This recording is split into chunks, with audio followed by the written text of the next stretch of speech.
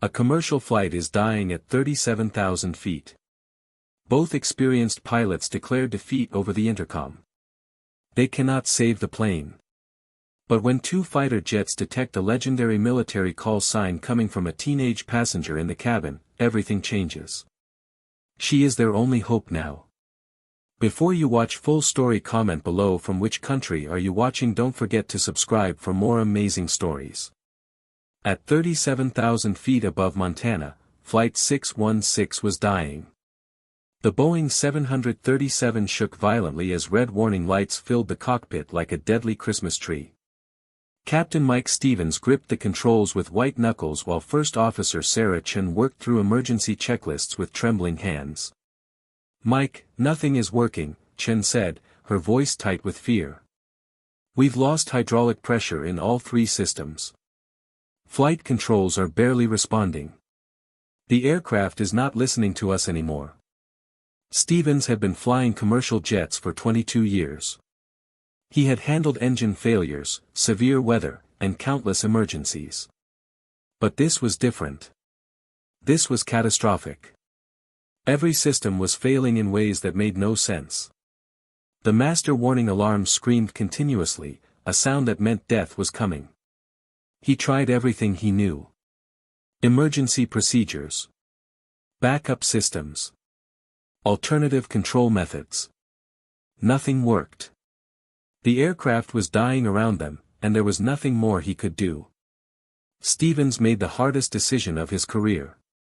He keyed the intercom, and his voice carried throughout the cabin. "Ladies and gentlemen, this is Captain Stevens. I need to be completely honest with you about our situation." The cabin fell silent. Passengers stopped talking. Flight attendants froze in the aisles. "We are experiencing multiple critical system failures that First Officer Chen and I cannot resolve. We have tried every emergency procedure available to us. We have exhausted every option we know." His voice broke slightly. "I wish I could tell you that we can fix this, but I would be lying to you.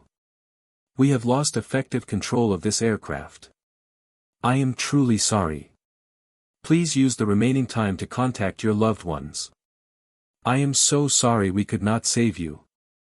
The cabin erupted into chaos. Passengers screamed and cried. People grabbed their phones with shaking hands, trying to call families to say goodbye. Children sobbed in their mothers' arms. Flight attendants tried to maintain order while tears streamed down their own faces. It was the sound of 183 people confronting their own deaths. In seat 12A, 15-year-old Emma Rodriguez sat perfectly still while chaos exploded around her. She pulled out one earbud and listened carefully. The engine sound was wrong. The vibration pattern felt familiar, like something from her father's stories. Her mind began processing information with crystal clarity.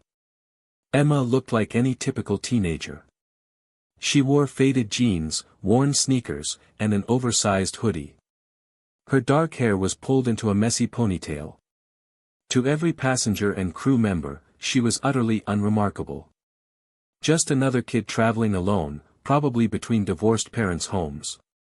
What nobody on that aircraft knew was that Emma Rodriguez carried one of the most legendary call signs in military aviation history. A call sign that represented 3 generations of combat excellence and sacrifice. Her great-grandfather had flown B-17 bombers over Germany during World War II, completing 35 missions when most crews died before 20. Her grandfather had piloted F-4 Phantoms over North Vietnam, earning the Distinguished Flying Cross for bringing his damaged aircraft home when everyone said it was impossible. Her father, Commander Marcus Rodriguez, had been a Top Gun instructor at Naval Air Station Fallon before his F-18 Super Hornet crashed into the Pacific Ocean during a training exercise 2 years ago. His final transmission, calm and professional even as he died, had been, Viper 9 going down. "Student is safe. Tell my family I love them." Emma inherited the call sign Viper 9 at age 13. Not because of her family name, but because she earned it through demonstrated capability. At 12, she scored in the 99th percentile on spatial reasoning assessments that most adults failed.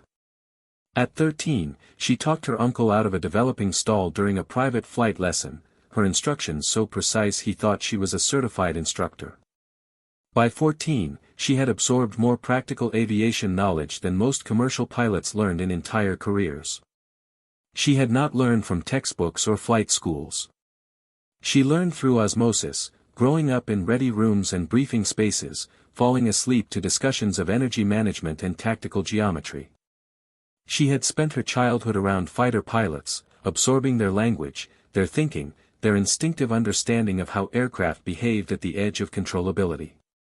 When her father's squadron commander watched 13-year-old Emma accurately brief a hypothetical combat scenario involving multiple aircraft and complex tactical geometry, he had simply nodded with respect. "You're Viper 9 now, kid.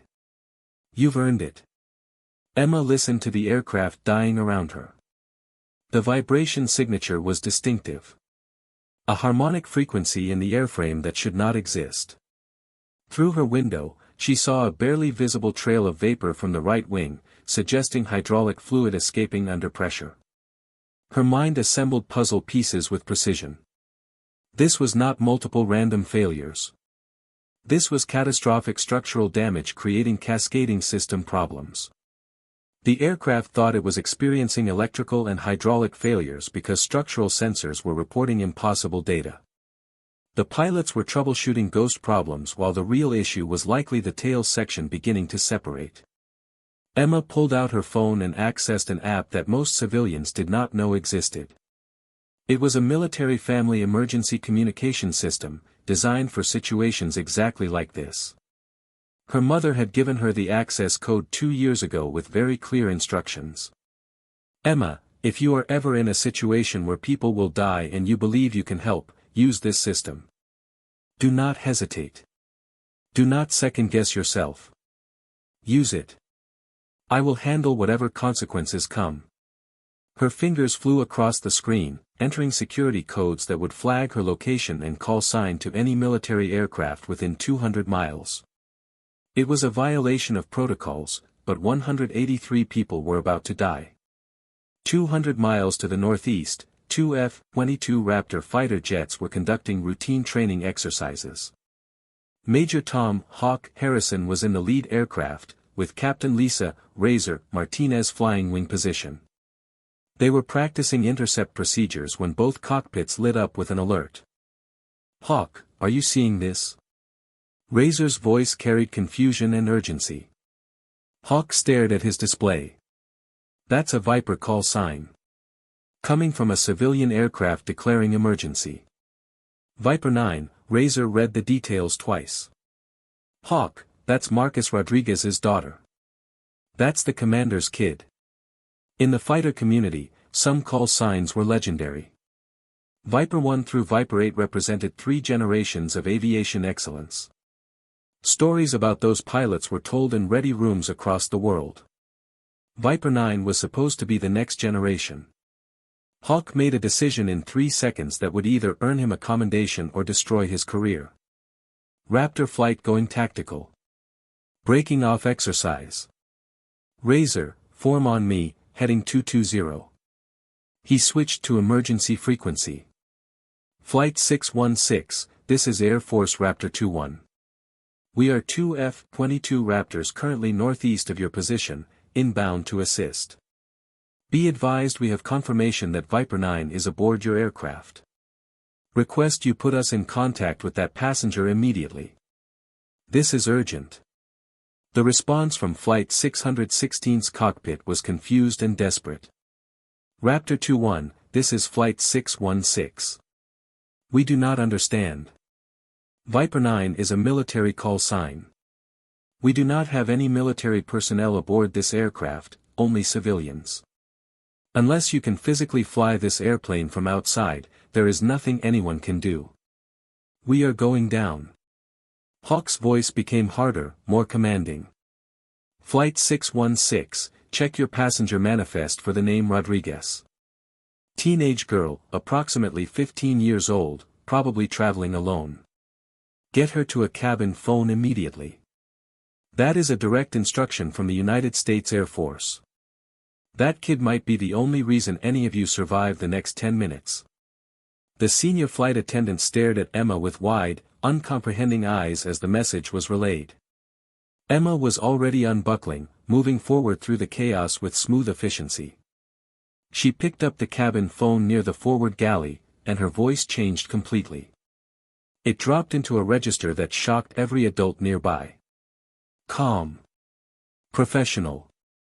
Carrying authority that did not match her age. Viper 9 on frequency.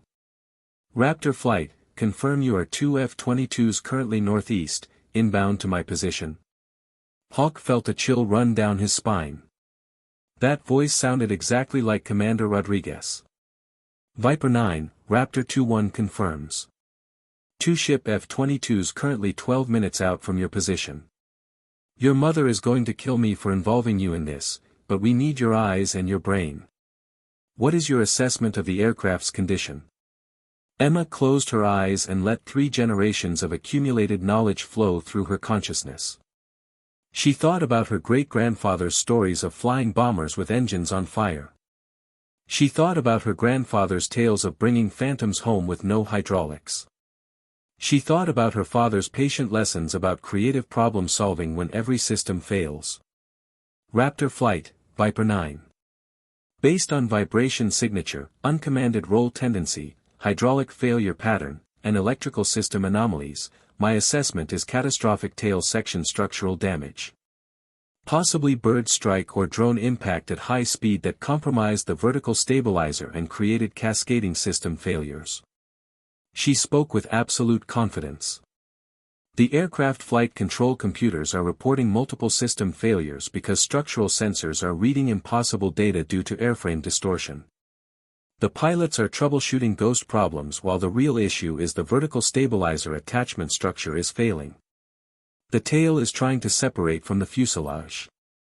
Emma paused. The solution is not in any commercial emergency checklist because all commercial procedures assume basic structural integrity. We need to stabilize this aircraft using asymmetric thrust management and differential roll inputs to compensate for directional instability from the tail damage. We need to fly it like a damaged fighter aircraft, not like a broken airliner. In the cockpit, Captain Stevens and First Officer Chen stared at each other in complete shock as they listened through the cabin phone system. A 15-year-old girl was diagnosing their catastrophic emergency with precision that exceeded their combined 40 years of experience. Who the hell is this kid? Chen whispered. Stevens keyed the intercom to the cabin phone. Miss, with all due respect, we are dealing with a catastrophic emergency situation here. We do not have time for. Hawk's voice cut through, hard and absolute. Captain Stevens, I strongly advise you to shut up and listen to what Viper 9 is telling you. That kid is Emma Rodriguez. Her great-grandfather flew B-17s over Germany and brought his bomber home with 2 engines destroyed and half the crew dead. Her grandfather has a distinguished flying cross from Vietnam for landing his Phantom with no hydraulics after being shot to pieces. Her mother is one of the top F-35 pilots currently in the United States Air Force. Her father was Commander Marcus Rodriguez, a Top Gun instructor who died saving his student 3 years ago. Hawk's voice carried absolute conviction. She has been absorbing combat aviation knowledge since before she could walk. She just diagnosed your structural failure from the passenger cabin using inherited instinct. You already admitted to your passengers that you cannot save your aircraft. You have given up. Let her try. What do you have to lose? Stevens felt something shift inside him. Pride and ego fighting against desperate hope. He looked at Chen, who nodded slowly. Okay, Stevens said quietly. We're listening. Emma began walking the commercial pilots through procedures that were never designed for civilian aircraft, but which represented accumulated wisdom of combat pilots. Captain Stevens, First Officer Chen, stop thinking about this as a commercial airliner with failed systems. Start thinking about it as a damaged fighter aircraft that is still capable of controlled flight if you give up conventional approaches and start thinking creatively. Her voice was steady and clear. First, stop trying to use the autopilot and automated flight systems. They are receiving corrupted data from damaged sensors and they are making the situation worse. Go to full manual control on both primary and secondary systems. Physical awareness only. Second, stop trying to troubleshoot the hydraulic failures. They are secondary symptoms, not the primary problem. Stop wasting time trying to restore them. Accept that hydraulics are degraded and work with what you have. Third, your primary flight control is now engine thrust differential. Set up asymmetric thrust management. Left engine at 70% thrust. Right engine varying between 60 and 80% to control yaw. Use your throttles the way a helicopter uses its tail rotor, constantly adjusting to maintain directional control. Razors F-22 closed within visual range of the stricken airliner, running external high-resolution cameras over every inch of the aircraft. Viper 9, Raptor 22. Confirm your assessment is completely accurate. I have visual confirmation of significant structural damage to the vertical stabilizer attachment points. The tail section is flexing in ways that are absolutely not supposed to happen. The vertical stabilizer is being held on by prayers and composite materials. I am also seeing hydraulic fluid streaming from multiple locations. Razor's voice carried professional respect. Kid, how did you diagnose this from inside the passenger cabin? Emma's response was matter of fact. The vibration signature matched stories my grandfather told me about bringing damaged phantoms home from North Vietnam. Same harmonic frequency pattern when the tail structure is trying to separate. Once you know what it sounds like and what it feels like, you do not forget it. She continued calmly. Raptor Flight, I need you to talk Captain Stevens and First Officer Chen through this because they are locked into commercial aviation procedures. They need to start thinking like fighter pilots dealing with combat damage. Hawk began talking Stevens through the impossible challenge of flying a disintegrating airliner like a damaged combat aircraft. Captain Stevens, listen very carefully to Viper 9 and to me. You are not landing this aircraft conventionally. That option is off the table. The tail structure will not survive normal landing loads. Instead, you are executing what we call tactical emergency recovery. You are going to crash this aircraft in the most controlled way physically possible. Stevens felt his stomach drop. What? You are not aiming for a runway, Hawk continued with absolute calm. You are aiming for the flattest terrain you can find, and you are putting this bird down gear up at minimum controllable airspeed, using asymmetric thrust to maintain directional control right until the moment of impact. It is going to be rough. It is going to be scary. But it will be survivable if you do exactly what we tell you to do. Emma was already pulling up terrain maps on her phone, her mind calculating approach angles with intuitive mathematics. Viper 9 to cockpit. Recommend emergency landing site at coordinates I am sending to you now. Dry Lake Bed in Wyoming, 28 miles southwest of your current position. 11,000 feet of flat, hard-packed surface. No obstacles. Raptor Flight, can you provide navigation vectors? Razor was already running calculations. Affirmative, Viper 9. Flight 616, turn right to heading 220. Begin descent to flight level 250. Maintain descent rate 1,000 feet per minute. We will walk you down every foot of the way. Stevens's hands shook as he began the turn, feeling the aircraft respond in ways that violated every instinct. But the asymmetric thrust approach Emma had suggested was actually working. The differential power between engines was providing the yaw stability that the damaged tail could no longer supply. Chen was crying while maintaining perfect control inputs. Mike, I cannot believe we are taking aviation advice from a high school kid. Emma's response carried a weight that silenced every doubt in the cockpit. First Officer Chen, you are not taking advice from a high school kid. You are taking advice from 3 generations of combat pilots who refuse to let impossible situations kill them. My great-grandfather flew his B-17 home with 3 engines destroyed and the entire tail section shot full of holes. My grandfather landed his Phantom using only engine thrust after losing all hydraulics over Hanoi. My father saved his student by putting his dying Hornet into the ocean in a controlled crash so his wingman could eject safely. Her voice was absolutely steady. I am a Viper, Captain Stevens. We do not give up. We do not let our aircraft quit while people are depending on us. Now fly your airplane with everything you have and save your passengers. You can do this. I believe in you. The descent was controlled chaos. Every second was a negotiation between physics, damaged systems, and human will. Stevens and Chen flew with precision they did not know they possessed, guided by a 15-year-old girl in the cabin and two F-22 pilots flying formation on their wings.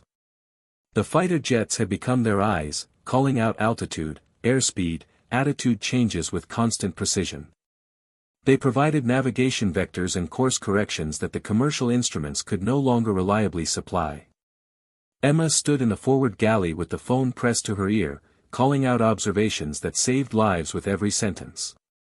Captain, you are developing a slight left roll tendency. Compensate with right engine increased to 73% thrust. Vibration amplitude is increasing. Recommend reducing descent rate to 1200 feet per minute to reduce structural loads on the damaged tail. Nose attitude looks good, but you need 3 degrees more right rudder trim to counter the yaw from asymmetric thrust. You are doing great, Captain Stevens. You are flying this aircraft exactly right. My father would be incredibly proud of both of you right now. The passengers had stopped screaming. They stopped crying. Now they watched in silent awe as the teenage girl who had been invisible an hour ago transformed into their only hope for survival. The businessman in seat 12B stared at Emma with an expression of complete disbelief, trying to reconcile the girl listening to music with the aviation expert currently saving 200 lives. Flight attendants followed Emma's occasional instructions without question. Secure this compartment. Prepare those passengers. Check the emergency exits. All delivered with matter-of-fact authority that commanded instant obedience. Flight 616, Raptor 21. You are 15 miles from touchdown point. Descent profile is good. Maintain current power settings and flight path. Hawk's voice was calm and encouraging. Viper 9, how are the passengers? Emma glanced back at the cabin, seeing fear but also determination and hope in people's faces. Raptor flight, Viper 9. Cabin is secure. Passengers are prepared for impact. Cockpit crew is performing flawlessly. Recommend Captain Stevens make one more announcement to passengers, something positive to give them hope. Stevens keyed the intercom, his voice shaky but now carrying genuine hope instead of resignation. Ladies and gentlemen, this is Captain Stevens again. Earlier I told you we were out of options and I apologized for not being able to save you. I was wrong, and I am sorry for giving up hope. His voice grew stronger. We have received extraordinary assistance from 2 United States Air Force F-22 pilots and from a passenger aboard this aircraft who possesses military aviation expertise far beyond anything First Officer Chen and I have ever encountered. He took a deep breath. We are attempting an emergency landing on a dry lake bed in Wyoming. It will not be gentle. It will not be comfortable. But it will be survivable. Follow all flight attendant instructions precisely. Assume full brace position on my command. And trust that we are being guided by the absolute best expertise available. We are going to make it. We are going to survive this. The final approach was the longest 8 minutes of Captain Stevens's life. Every second felt like an hour. Hawk talked him through power settings and attitude adjustments with infinite patience and absolute urgency. Razor provided constant external confirmation of their flight path and aircraft condition. 5 miles out. Descent rate 1,000 feet per minute. Airspeed 190 knots. Looking good, Captain. Power back to 65% on both engines. 3 miles out. Continue descent. You are right on profile. Airspeed 170. Perfect. 1 mile. Viper 9, final check on cabin. Emma's voice carried the same supernatural calm that her father's voice had maintained until his final transmission. Cabin is secure. All passengers are braced. Aircraft is configured for emergency landing. Flight crew is performing flawlessly. Bring her home, Captain Stevens. You can do this. The impact was brutal but survivable. The Boeing 737 touched down gear up on the hard-packed ancient lake bed at 140 knots. The belly of the aircraft grinding against earth with a sound like tearing metal and rolling thunder. Dirt and debris erupted in massive clouds as the aircraft slid across the lake bed, momentum bleeding off through friction and controlled desperation. Stevens and Chen held the controls with white-knuckled determination, using asymmetric thrust until the last possible second to keep the aircraft tracking perfectly straight, preventing the yaw that would have sent them cartwheeling sideways to kill everyone aboard. The damaged tail section, held together by little more than composite fibers and stubborn engineering, flexed dangerously but held. The fuselage remained intact, protecting the passengers inside. After 31 seconds that felt like 31 years, United Flight 616 came to rest in a massive cloud of dust and debris in the middle of absolutely nowhere, Wyoming. Damaged and scarred, but still containing 183 living, breathing souls. Emergency slides deployed automatically. Passengers evacuated with organized chaos, flight attendants directing people with professional efficiency despite their own shock and trauma. Stevens and Chen sat in the cockpit for a long moment, hands still gripping controls, neither quite believing they were alive. Chen spoke first, her voice barely a whisper. "David, what just happened?" Stevens could only shake his head slowly. "Sarah, I think a 15-year-old girl just saved all our lives by knowing more about flying broken aircraft than we learned in our entire careers combined." Emma Rodriguez stood on the dry lake bed, dust settling around her, watching the two F-22 Raptors make a low pass directly overhead. Hawk and Razor rocked their wings in the traditional salute between pilots who had shared something profound. Her phone buzzed with an encrypted text message from her mother. "Just heard what happened with Flight 616. Extremely proud of you, Viper 9. You honored your father's memory. But we are having a very long conversation about when it is appropriate to use emergency protocols. Also, you are grounded until you are 40 years old. Call me immediately. I love you." Emma smiled through tears she had not realized were falling. Captain Stevens found her standing alone near the aircraft. He stopped a few feet away, searching for adequate words. "Thank you. Thank you for saving every life on my aircraft. I am sorry I gave up. I am sorry I told my passengers we were going to die.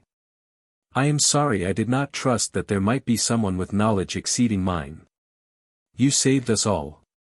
Emma turned to face him. "Captain Stevens, you did not give up. You declared honestly when you had reached the limits of your knowledge. That took tremendous courage. And when unconventional help arrived, you listened. You accepted assistance. That took even more courage.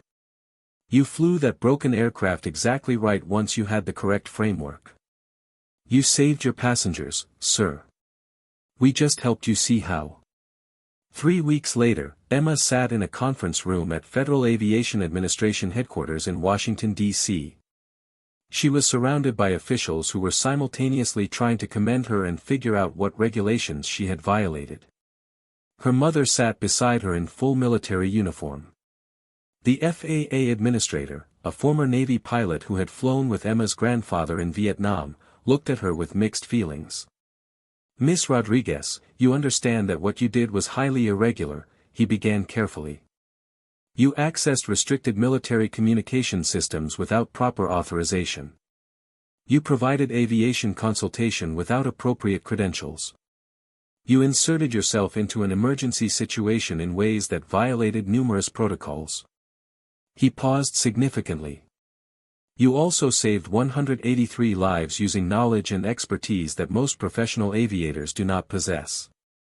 You correctly diagnosed a catastrophic structural failure that had completely baffled 2 experienced pilots. You coordinated with military assets to execute an emergency landing that will be studied in aviation schools for decades. He leaned back. So we have a problem here. What do you think we should do about this situation? Emma met his gaze with the directness her father had taught her. Sir, with respect, I think you should create a formal protocol for aviation family members with demonstrated expertise to serve as emergency consultants when circumstances warrant it. Not just for me. There are dozens of kids from military aviation families who have absorbed professional-level knowledge through years of exposure. There are retired pilots with decades of experience who could provide consultation. There are aerospace engineers who understand aircraft systems at exceptional levels. She spoke with quiet confidence. Aviation safety is enhanced when we use all available expertise, not just people we have officially credentialed through traditional pathways. Flight 616 is clear evidence that knowledge does not always respect age or credentials. Yes, I violated regulations. But those regulations were based on an assumption that teenage passengers could not possibly contribute to emergency resolution. That assumption was demonstrably wrong. Perhaps the regulations need updating. The administrator smiled broadly. You sound exactly like your father, Miss Rodriguez. Commander Rodriguez once told me that regulations should always serve safety, never the other way around. He glanced at the other officials. Here is what we are going to do. Officially, you will receive a letter of reprimand for accessing systems without proper authorization. Unofficially, that letter will be accompanied by a formal commendation for exceptional performance during an aviation emergency.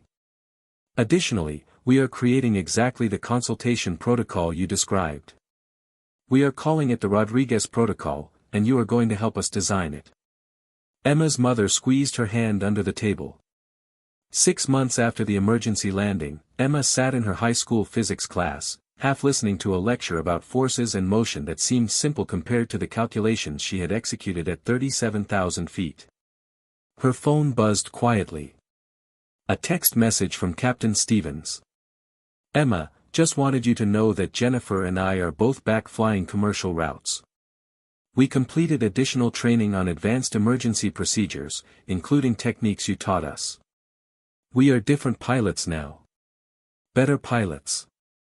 Thank you for saving our lives and our careers. You are family now. Emma smiled and texted back, fly safe, Captain. Clear skies. That weekend, she visited her grandfather at his home in Virginia. She found him in his study, surrounded by photographs spanning 6 decades and medals from 2 wars. Tell me about it, he said simply, and Emma spent 3 hours walking him through every detail of Flight 616. When she finished, he was quiet for a long moment. Then he reached into his desk drawer and pulled out a small leather case. Inside was a simple pin. Wings with a lightning bolt through the center. Handmade and worn with age. This was your great-grandfather's, he said softly. From before official military insignia existed. He made it himself from a piece of his B-17 after his first mission over Germany. He said he wanted something to remind him that he had survived impossible circumstances and could do it again. His voice carried decades of weight. He gave it to me before my first deployment to Vietnam. I gave it to your father before his first carrier qualification. Your father was going to give it to you when you earned your wings, but he ran out of time. Emma's grandfather's voice remained steady. You have earned it now, Emma. You have proven you understand what it truly means to carry the Viper call sign. Not the glory or recognition, but the responsibility to use your knowledge when people desperately need it. Emma held the pin carefully, feeling 3 generations of weight. Grandfather, what if I cannot live up to this? What if Flight 616 was just luck? He smiled with infinite warmth. Your great-grandfather asked me that question. Your father asked me that question. Every Viper has doubted themselves because the legacy is heavy. But you do not have to live up to anyone's expectations except your own. That pin does not mean you must become a fighter pilot. It means you understand that knowledge carries responsibility. That when circumstances demand courage, you step forward. You have already proven you possess that quality. Emma pinned it carefully to her jacket, feeling it settle against her heart. Her phone buzzed with a message from Major Hawk Harrison. Viper 9, we are updating our F-22 training curriculum for handling civilian aircraft emergencies, and we want to incorporate techniques you used on Flight 616. Would you be willing to consult on the program? You have insights that could save lives in future emergencies.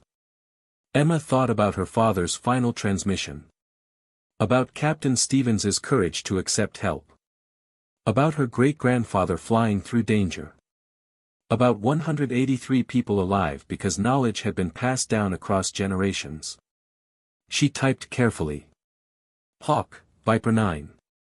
I am honored and I accept. Let's build a program that saves lives. When do we start? His response came immediately. Outstanding. Welcome to the team, Viper 9. Your father would be incredibly proud. First meeting is next month at Nellis. Also, you are now in official Air Force documentation as an approved aviation consultant. Youngest person ever to hold that status. Do not let it go to your head. You still need good grades. That night, Emma sat at her desk staring at her father's photograph on the wall. Him in his flight suit, standing confidently in front of his F-18, smiling with easy confidence. She finally understood what he had been trying to teach her throughout her childhood. Aviation was not just a profession. It was a commitment to use dangerous knowledge for protective purposes. To master complex systems so that other people could trust their lives to your expertise. To refuse to accept defeat when people were counting on you. Flight 616 had not been luck or coincidence. It had been the culmination of 15 years of preparation she had not realized she was receiving. Every air show where her father explained aerodynamics. Every cockpit tour where pilots answered her endless questions. Every tactical discussion she had overheard. All of it had been building toward 8 minutes when inherited knowledge had been the difference between death and survival.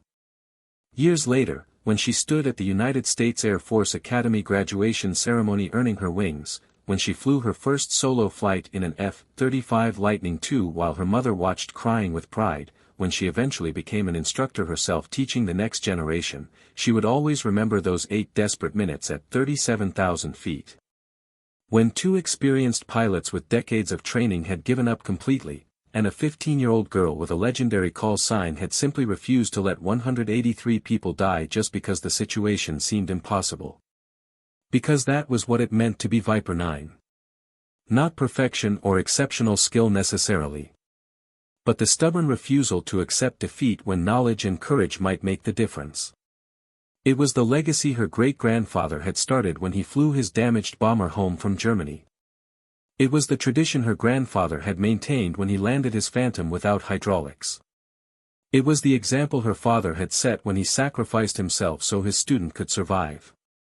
And it was the promise Emma had made every time she had listened to their stories and absorbed their wisdom and prepared herself for a moment she did not know was coming, but which arrived exactly when knowledge and courage were desperately required to transform impossible into survivable. The pin rested against her heart. 3 generations of aviation excellence and sacrifice condensed into handmade metal and inherited wisdom. Her mother stood at the window that evening, looking out at the darkening sky that had claimed her husband. "You know what your father told me the day before his last flight," she said quietly. "He said that every Viper eventually faces a moment where they have to choose between staying safe and stepping forward into danger to help others. He said that single moment defines who you really are. Not the training or the heritage. Just that one choice when everything is on the line." She turned back to Emma, tears glistening. "You made that choice at 15 years old. You stepped forward when grown men with decades of experience had completely given up. That is not just inheriting a legacy, Emma. That is creating your own." Emma stood at the window beside her mother, the pin against her heart, watching the evening sky paint everything in shades of gold. She understood now that aviation was ultimately about humans helping other humans survive the dangerous miracle of flight. And she was ready for whatever came next.